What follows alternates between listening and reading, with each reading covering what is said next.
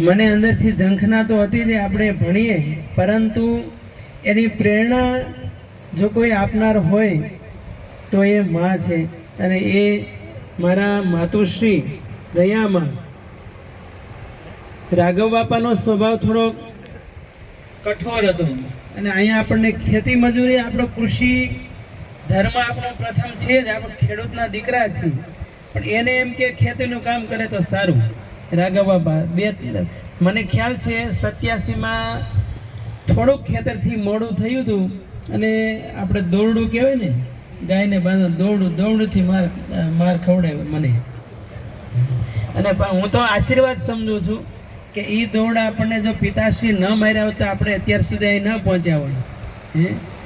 તો એક તો માં કે આ ત્યારે મારું નામ બધાને ખબર છે અહીંયા કે મને કે તમે એને જવા દો.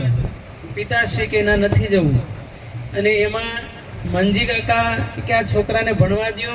અત્યારે પવાર સાહેબ હતા પ્રિન્સિપાલ, અત્યારે અરવલ્લીમાં છે ઠેઠ. અને એ કે આ વિદ્યાર્થી હોશિયાર છે, તમે એને જવા દો.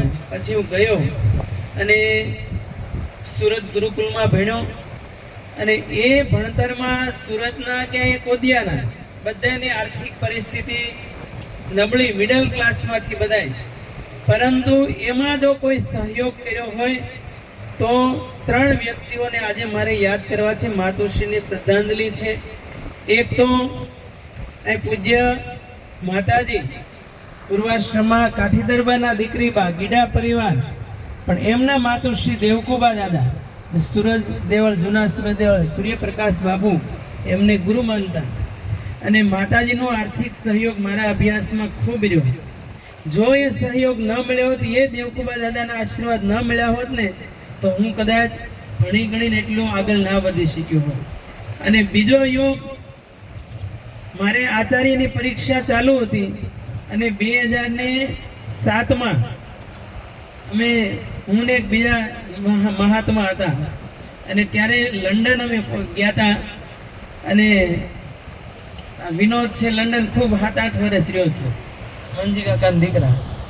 અને ત્યારે એ મને કે ભાઈ તારે જોતી મદદ એ મને કહે કે, એટલે ત્યારે એને પાઉન્ડ મને આપ્યા હતા, મને યાદ છે. એટલે ત્યારે વિનોદ ત્યાં મહેનત કરતો હતો ખૂબ લંડનમાં, એક વિનોદ. અને પછી ત્રીજા વ્યક્તિ, હું જ્યારે ભણી આવ્યો ત્યારે લગભગ મૂછું પણ નહીં ઉગ્યું હોય, અને ત્યારે મનુભાઈ ચાવડા બેઠા છે, અખિલ ભારતીય કોળી સમાજના રાષ્ટ્રીય મહામંત્રી છે. લગભગ 26 કરતાં પણ રાજ્યોમાં આજે સમાજનું પ્રતિનિધિત્વ સમાજનું કરી રહ્યા છે. અને એણે મને ખૂબ પ્રેરણા આપી. આખા ગુજરાતમાં એ વખતે 2007માં, અત્યારે કદાચ સમાજના આગેવાનો કે બાપુ અત્યારે ફરે છે નહીં, વચ્ચે હું ન્યુટ્રલ થઈ ગયો હતો, પણ એ વખતે ગુજરાતનો એવો કોઈ ખૂણો નહોતો જ્યાં હું ફેર્યો ના હોય. એટલે મનુભાઈ ચાવડા એણે ખૂબ મને એ વખતે હિંમત આપતા. તો મનુભાઈ ચાવડાને વિનંતી કરું, એ પૂર્વે ઉનાથી આપણે ભગવાન આવ્યો છે, એન્કરિંગ આખા ગુજરાતમાં ખૂબ સારું કરે છે. 2 શબ્દો બોલી અને પછી મનુભાઈ શ્રદ્ધાંજલિ પાઠવે.